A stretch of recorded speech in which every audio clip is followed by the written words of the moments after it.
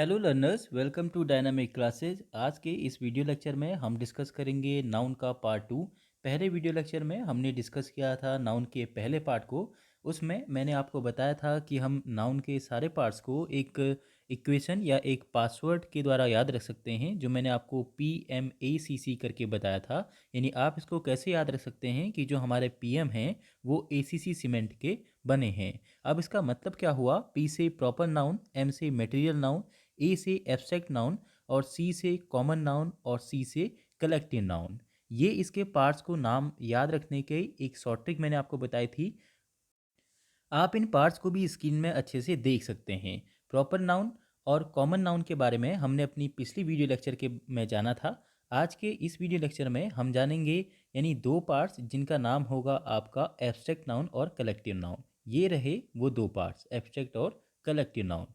याद करने का पासवर्ड क्या था कि PMACC, यानी P for proper noun, M for material noun और जो हमारे PM हैं वो ACC सीमेंट के बने हैं। यानी A फॉर एब्स्ट्रैक्ट नाउन और सी फॉर कॉमन नाउन और सी फॉर कलेक्टिव नाउन। ये आपके समझ में आ गया होगा। अब हम बढ़ते हैं आज के दो पार्ट यानी एब्स्ट्रैक्ट और कलेक्टिव नाउन में। लर्नर्स, आगे बढ़ने से पहले आप सभी से एक गुजारिश कि आप में से ज़्यादातर लर्नर्स जिन्होंने हमारा चैनल सब्सक्राइब किया है पर वो इस बेल आइकन को दबाना भूल गए हैं, तो आपसे रिक्वेस्ट है कि आप इस बेल आइकन को दबाना ना भूलें और ज़्यादा से ज़्यादा आप इस चैनल को शेयर कीजिए ताकि आपके जैसे और भी लर्नर्स सीटेट की तैयारी अच्छे से कर सकें। तो चलिए शुरुआत करते हैं कलेक्टिव नाउन की। जैसा कि आप देख पा रहे होंगे कि कलेक्टिव वर्ड यहाँ पे आया है, तो सी से कलेक्टिव और सी से कलेक्शन। आपने अक्सर ये वर्ड सुना होगा कि I have a collection of car, कि मेरे पास साड़ियों का कलेक्शन है, मेरे पास पेन्स का कलेक्शन है और मेरे पास कारों का कलेक्शन है, जीन्स पैंट का कलेक्शन है या किसी का भी शर्ट का कलेक्शन है। तो जो वो कलेक्शन वर्ड होता है वो कलेक्टिव नाउन से ही होता है। हम इनको लाइफ में तो यूज़ करते हैं बट हम उसमें ध्यान नहीं देते हैं। जैसे अभी मैं आपको बता रहा हूँ कि सी फॉर कलेक्टिव और सी फॉर कलेक्शन, यानी जहाँ पर भी कलेक्शन की बात होगी, जहाँ पे ग्रुप की बात होगी। अगर मैं आपसे कहूँ कि मेरे पास कारों का कलेक्शन है, इसका मतलब क्या हुआ कि मेरे पास बहुत सारी कारें होंगी। अगर मैं आपसे कहूँ कि I have a collection of pens, यानी मेरे पास पेनों का एक बहुत बड़ा कलेक्शन है, यानी उसमें बहुत सारी पेनें होंगी। तो यानी अ ग्रुप ऑफ पेन मेरे पास होगा। अगर मैं कहूँ आई have a collection of houses, यानी मेरे पास बहुत सारे कलेक्शन ऑफ हाउसेज होंगे। तो कलेक्टिव नाउन्स का मतलब क्या हुआ? जहाँ पे भी कलेक्शन की बात होगी, जहाँ पर भी ग्रुप की बात होगी और जहाँ पर भी एक समूह की बात होगी, वहीं पे कौन सा नाउन होगा? कलेक्टिव नाउन होगा। हिंदी में हम इसे समूहवाचक संज्ञा भी बोलते हैं। अब अगर मैं बढ़ता हूँ इसके एग्जाम्पल्स की ओर, तो ये रहे इसके एग्जाम्पल। जैसे पहला सेंटेंस है, our class took a field trip to the natural history museum.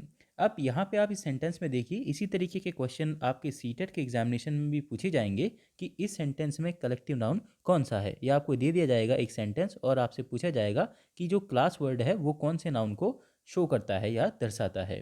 तो क्लास क्या है? एक कलेक्शन ऑफ स्टूडेंट है, यानी यहाँ पे भी क्या होता है? कलेक्शन होता है, लेकिन किसका होता है? स्टूडेंट्स का होता है। तो क्लास वर्ड क्या होगा? कलेक्टिव नाउन होगा। अब अगर मैं बढ़ूँ दूसरे सेंटेंस की ओर, द हर्ड ऑफ बिजन रन अक्रॉस द पायरी, ये थोड़ा सा आपके लेवल से ज़्यादा है। हम थर्ड सेंटेंस देते हैं जो कि ईजी है, we waited anxiously for the jury to come to a verdict. अभी जूरी वर्ड क्या होता है ये आपकी वोकैब भी बढ़ाएगा। जूरी मतलब जो कोर्ट में एक ग्रुप ऑफ जजेस होता है उसको हम लोग क्या बोलते हैं? जूरी बोलते हैं। तो ये कह रहा है कि मैं वर्डिक्ट यानी निर्णय आने का वेट कर रहा हूँ, किसके द्वारा? जूरी के द्वारा। तो जूरी क्या है? एक कलेक्शन ऑफ जजेस है। तो जूरी वर्ड क्या होगा यहाँ पे? कलेक्टिव नाउन होगा। अगर मैं नेक्स्ट सेंटेंस की ओर बढ़ूं, this year's basketball team includes 3 players who are over 6 feet tall, यानी बास्केटबॉल की टीम में इस साल 3 ऐसे प्लेयर जुड़े हैं जिनकी लंबाई क्या है? 6 फीट से ज़्यादा है। अब आप मुझे बताइए कि इस सेंटेंस में कलेक्टिव यानी कलेक्शन वाला नाउन कौन सा होगा?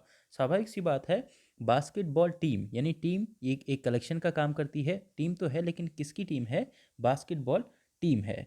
तो जो ये टीम वर्ड है यहाँ पे ये किसका काम करेगा? कलेक्टिव नाउन यानी कलेक्शन का काम करेगा। दूसरा sentence, Napoleon's army was finally defeated at Waterloo, यानी नेपोलियंस की आर्मी को वाटरलू के युद्ध में हरा दिया गया है। अब इसमें कलेक्टिव नाउन कौन सा है? वो है आर्मी वर्ड। कलेक्शन कौन शो करेगा? आर्मी क्या होती है? It is a collection of soldier. तो यहाँ पे आर्मी वर्ड क्या होगा? Collection noun. दूसरा है, the town council has approved plans to create a new park. अब यानी जो कस्बे की काउंसिल है, काउंसिल को हम क्या बोलते हैं, कमेटी। ये भी क्या होता है, कलेक्शन ऑफ मेंबर्स। तो यहाँ पे भी कौन सा वर्ड होगा, कलेक्टिव नाउन, काउंसिल। नेक्स्ट जो सेंटेंस है, he comes from a huge family, he is the oldest of 11 kids. यानी ये एक ह्यूज यानी बड़ी फैमिली से आते हैं। अब आप मुझे बताइए कि इसमें कलेक्टिव नाउन कौन सा होगा, फैमिली होगा, क्योंकि फैमिली क्या है, it is a collection of members. Family में क्या होते हैं, हमारे परिवार के सदस्य होते हैं, तो उन्हीं के ग्रुप को हम लोग क्या बोलते हैं, फैमिली बोलते हैं। नेक्स्ट सेंटेंस की ओर बढ़ते हैं। Everyone in the audience applauded loudly when Elvis appeared on the stage. यानी जब इल्विस नाम का कैरेक्टर स्टेज में आता है तो सभी क्या होते हैं, लाउडली चिल्लाते हैं। अब इस सेंटेंस में आपको कलेक्शन वाला वर्ड आप देखिए, ऑडियंस का मतलब क्या होता है, it is a collection of, it is a group of peoples. तो अब यहाँ पे जो एब्स्ट्रैक्ट नाउन होगा, सॉरी कलेक्टिव नाउन होगा, वो क्या होगा, ऑडियंस होगा। अब हम बढ़ते हैं अपने दूसरे नाउन, जिसको हम लोग बोलते हैं एब्स्ट्रैक्ट नाउन। आप जब भी इस चैनल को देख रहे हैं तो आप सब्सक्राइब करना ना भूलें, और साथ ही साथ आप इस वीडियो को लाइक करना भी ना भूलें। अब जो ये एब्स्ट्रैक्ट नाउन है, ए से एब्स्ट्रैक्ट या ए से अनदेखा करके भी आप इसको याद रख सकते हैं।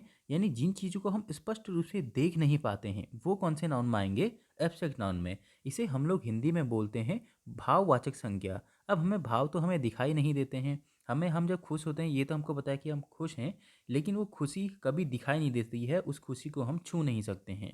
जैसे कोई इंसान रो रहा होता है, बहुत ही, हम कहते हैं कि ये बहुत दयावान है, लेकिन क्या उस दया को हम छू सकते हैं, नहीं छू सकते हैं। अगर आप इसकी डेफिनेशन में देखेंगे तो यहाँ पे स्पष्ट रूप से लिखा है, abstract nouns are words that name things that are not concrete. अब एक कंक्रीट वर्ड का मतलब क्या है, दैट आर नॉट कंक्रीट, यानी जो कंक्रीट नहीं है।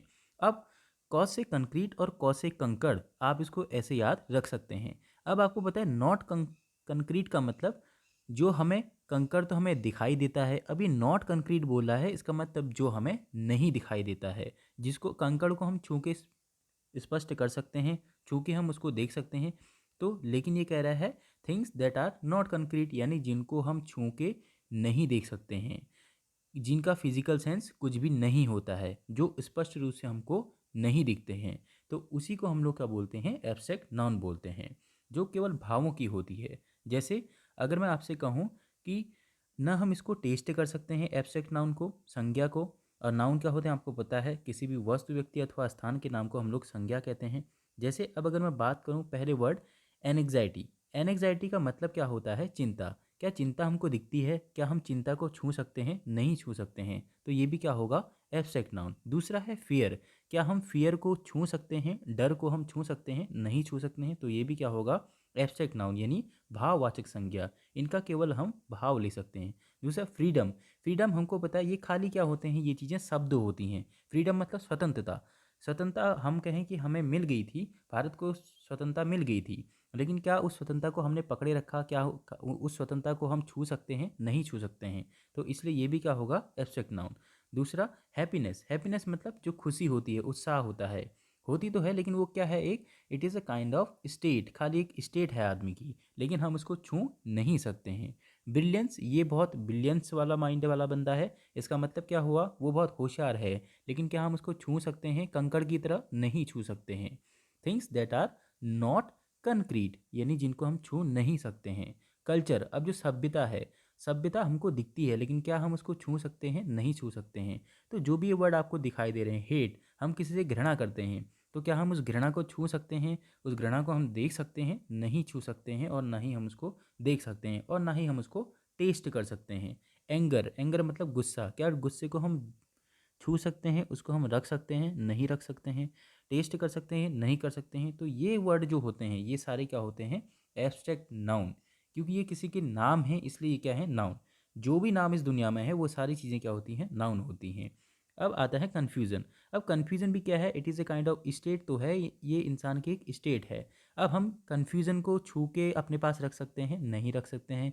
हम इसको टेस्ट कर सकते हैं, नहीं कर सकते हैं। हम इसको स्मेल कर सकते हैं, नहीं कर सकते हैं।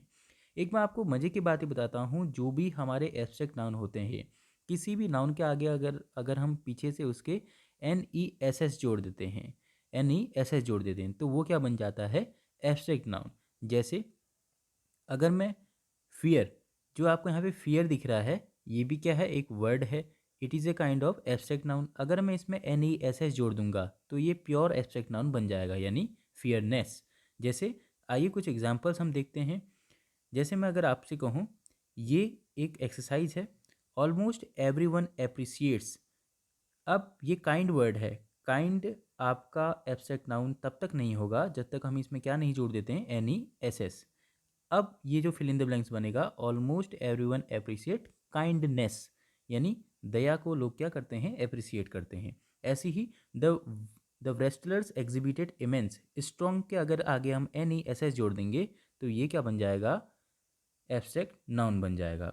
अभी तक ये चीज़ें क्या हैं, जब तक ये चीज़ें खाली वर्ड हैं, ये क्या हैं, एजेक्टिव हैं। अब एजेक्टिव क्या है, ये हम नेक्स्ट वीडियो लेक्चर में, यानी जो वर्ड नाउन की विशेषता बताते हैं। जैसे वो बहुत डरा हुआ है, अब डरा हुआ क्या है, उसकी विशेषता बता रहा है, किसकी, वो की, जो वर्ड में वो बोल रहा हूँ ये उसकी विशेषता दर्शा रहा है। इसको हम नेक्स्ट वीडियो लेक्चर में जानेंगे। अभी फिलहाल आप एब्स्ट्रैक्ट नाउन को समझिए कि जिनको हम टच नहीं कर सकते, जिनको हम अपने पास रख नहीं सकते हैं, जिनको हम टेस्ट नहीं कर सकते हैं, वो क्या होते हैं, एब्स्ट्रैक्ट नाउन। जैसे एग्जाम्पल करते हैं, I do like the freedom to travel all over the world, यानी मुझे पूरी दुनिया में घूमने की फ्रीडम पसंद है। अब जो फ्रीडम वर्ड है हम इसको छू नहीं सकते हैं, तो ये क्या होगा, abstract noun. Love is a kind of irresistible desire. अब डिज़ायर यानी इच्छा, क्या हम इच्छा को छू सकते हैं, टेस्ट कर सकते हैं, नहीं कर सकते हैं, तो ये भी क्या होगा, एब्स्ट्रैक्ट नाउन। अब नेक्स्ट हम बढ़ते हैं। इस सेंटेंस में आपको वर्ड दिख रहा है ब्रेवरी, तो ये ब्रेवरी वर्ड को भी हम छू नहीं सकते हैं, टेस्ट भी नहीं कर सकते हैं, बस खाली हम महसूस कर सकते हैं, तो ये भी क्या होगा, एब्स्ट्रैक्ट नाउन। अब आप ये नीचे दी गई एक्सरसाइज को बनाएंगे और इसमें आप NESS लगाइए। NESS लगाते ही ये जो एडजेक्टिव वर्ड दिए हैं ये क्या बन जाएंगे, एब्स्ट्रैक्ट नाउन बन जाएंगे। और सीटेट एग्जाम में आप ध्यान दीजिएगा, जिन भी वर्ड के पीछे NESS आपको लगा दिखे तो आप सेंटेंस में ये रिकॉग्नाइज कर लेंगे कि ये क्या है, एब्स्ट्रैक्ट नाउन का एग्जाम्पल है। तो चलिए लर्नर्स, थैंक यू। और आप इसका स्क्रीनशॉट लेके आप इसकी एक्सरसाइज बनाइए और ये आंसर की भी आपको नीचे दी गई है। जब भी आप इस वीडियो को देख रहे हैं, ज़्यादा से ज़्यादा आपसे शेयर कीजिए और सब्सक्राइब कीजिए। Thank you.